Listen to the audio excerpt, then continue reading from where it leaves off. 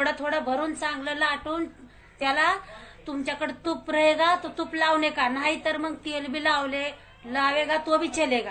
हा चालतंय का. हा तू तूप लावेगा काय ग बाई, मी तुझ्या तर भाषामध्ये का माझीच भाषा विसरून चालले. उसको तूप लावला तरी भी चालेगा. हा आणि जी येळवणी उरताय ना, तुला आमटी करू वाटली कर, नाही तर मग राहू दी. ये आमटी क्या होता है? आमटी बताओ भाभी, हम सीखेंगे. आमटीचं कसं असतंय, हिरवा मसाला वाटून घ्यायचा, तेलाची फोडणी द्यायची, त्याला त्याच्यामध्ये हिरवा मसाला टाकायचा, लाल तिखट हळद. मसाला हिरवा कैसे करेंगे भाभी?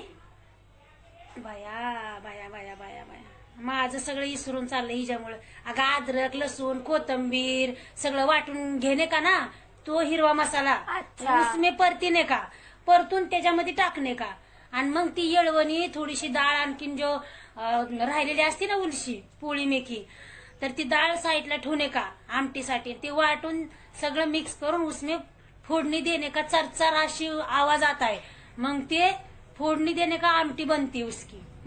अच्छा. आणि थोडस गुळवणी बनवणे का, तर मग त्या गुळवणी क्या गुळवणी काय बनवणे का भाभी? तो पोळी कशात बुडवून खाशील, मग काय आमटीत खाशील काय बुडवून पोळी, तू त्या गुळवण्यात बुडवून खावा लागती पोळी ती. ये कहाँ से लाएंगे? कुठं लाते नाही उसको, आपल्याच घर में बनवणे का.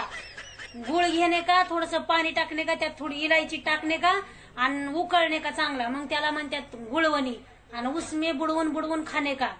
हा अच्छा. हा झालं, बसलं का तुझ्या ध्यानात आता? थोड़ा बहुत समझ में आया, लेकिन जाने दो भाभी, तुमने लाया है तो मैं खा ही लेती हूँ. काय तुझ्या जीवाला लाज आहे का? कुरोडाला बी तसंच केलंच मला, आणि पोळ्याला बी तसंच केलं. ह्याच्यामुळे माझं लय डोकं सटकतंय बघ. तुमको ना काय पण बताने का ना, माझं मनच करीत नाही मग ह्याच्यामुळेच, माहितीये का, ह्याच्यामुळेच मला लय वैताग येतंय. चालले मी, जाते आता, लय भूक लागली. डाउनलोड मौज.